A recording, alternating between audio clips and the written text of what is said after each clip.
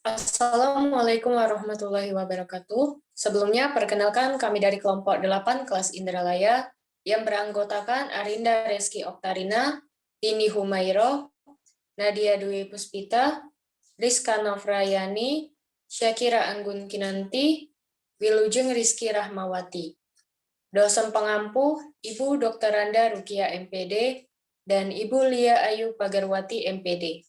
Di sini kami akan meresume materi yang berjudul Rancangan Asesmen Perkembangan Anak Usia Dini.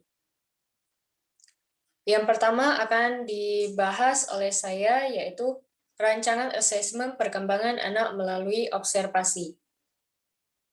Observasi merupakan penilaian peserta didik yang dilakukan secara berkesinambungan melalui pengamatan perilaku yang diamati secara berkala. Hal penting dalam melakukan penilaian terhadap anak adalah melakukan pengamatan langsung terhadap sikap, pengetahuan, dan keterampilan anak. Observasi atau pengamatan sebagai alat evaluasi harus memiliki sifat-sifat sebagai berikut. Yang pertama, dilakukan sesuai dengan tujuan pengajar. Kedua, direncanakan secara sistematis. Yang ketiga, dicatat dan dipilih sesuai dengan tujuan pengajar. Yang keempat, harus valid, reliable, dan teliti. Yang kelima, harus dapat dikuantifikasikan. Selanjutnya akan dibahas oleh Arinda. Kepada Arinda dipersilakan. Baik, terima kasih kepada Nadia. Selanjutnya saya akan membahas tentang teknik dalam melakukan observasi. Observasi ini dilakukan melalui dua teknik, yaitu teknik observasi naratif. Nah, dalam melakukan teknik observasi naratif ini, terdapat dua cara yang dapat kita lakukan selaku pendidik maupun orang tua. Yang pertama yaitu melalui catatan anekdot. Catatan anekdot merupakan uraian tertulis mengenai perilaku yang ditampilkan oleh anak dalam situasi khusus. Nah, situasi khusus yang dimaksud ini ialah kejadian yang muncul di luar kebiasaan anak, baik kejadian yang sifatnya menunjang perkembangan maupun yang perlu mendapatkan perhatian khusus. Jadi, pendidik maupun orang tua itu dapat melakukan catatan anekdot ini ketika kita melihat kegiatan yang dilakukan anak untuk menilai bagaimana perkembangan terhadap anak tersebut. Kemudian yang kedua itu dapat kita lakukan dengan cara running record. Running record ini adalah mencatat perilaku peserta didik yang lebih khas pada jangka waktu tertentu. Nah, berbeda dengan catatan anekdot tadi yang terfokus pada kejadian tertentu, sedangkan running record ini ia mencatat perilaku peserta didik pada jangka waktu yang telah ditentukan. Misalnya dalam jangka waktu 30 menit, 1 hari, atau beberapa bulan. Jadi pendidik dapat melihat bagaimana perilaku anak yang muncul dan menentukan konsekuensi dari perbuatannya. Mungkin itu saja. Selanjutnya saya kembalikan ke pemateri selanjutnya.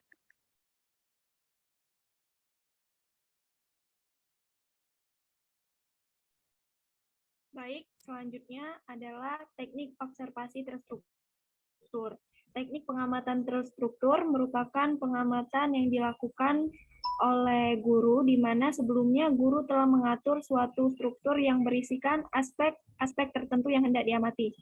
Teknik pengamatan terstruktur dapat dilakukan dengan dua cara, yaitu time sampling dan event sampling.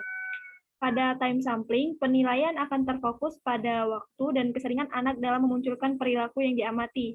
Perilaku yang diamati terbatas sehingga penilaian akan lebih fokus pada waktu samad, akan melewatkan banyak perilaku yang juga penting sebenarnya untuk diamati.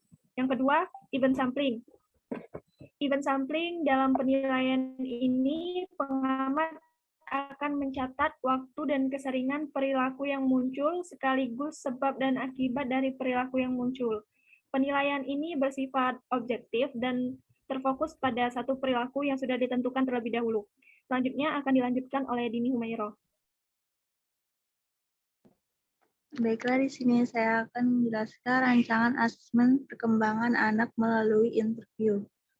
Menurut Simatjuntak tahun 2019, wawancara adalah teknik untuk mengumpulkan data yang dapat dilakukan guru guna menggali informasi baik itu tentang pengetahuan ataupun penalaran.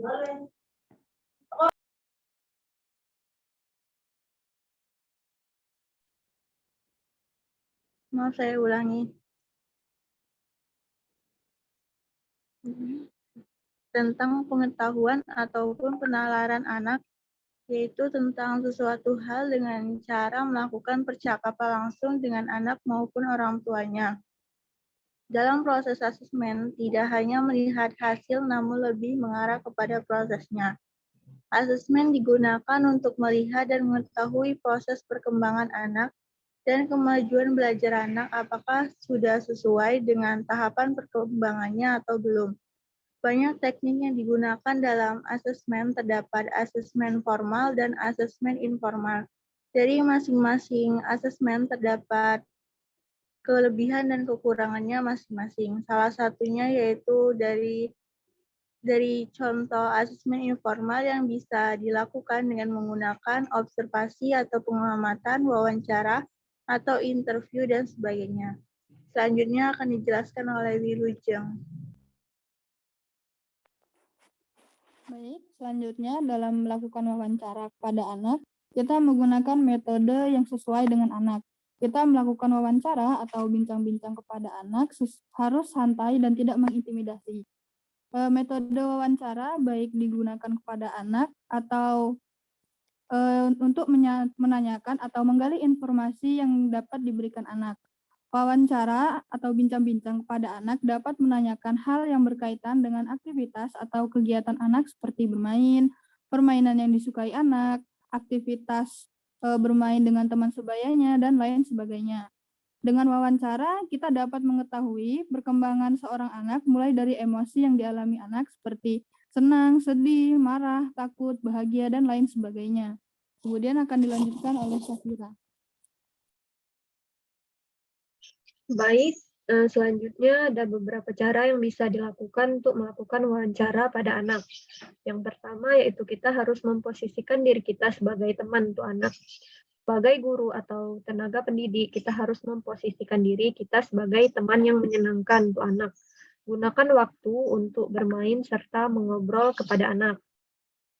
Yang kedua yaitu menanyakan fakta, bukan sebatas pendapat kepada anak. Nah, memberi kesempatan kepada anak untuk bercerita secara fakta atau konkret, tidak hanya sebatas pendapat yang menarik. Setelah wawancara dilakukan oleh guru kepada peserta didik, barulah hasil dari wawancara tersebut digunakan oleh guru sebagai penilai atau menilai dan menentukan sejauh mana pencapaian perkembangan anak tersebut. Sekian resum dari kami kelompok 8 kelas Indralaya. Kami akhiri. Wassalamualaikum warahmatullahi wabarakatuh.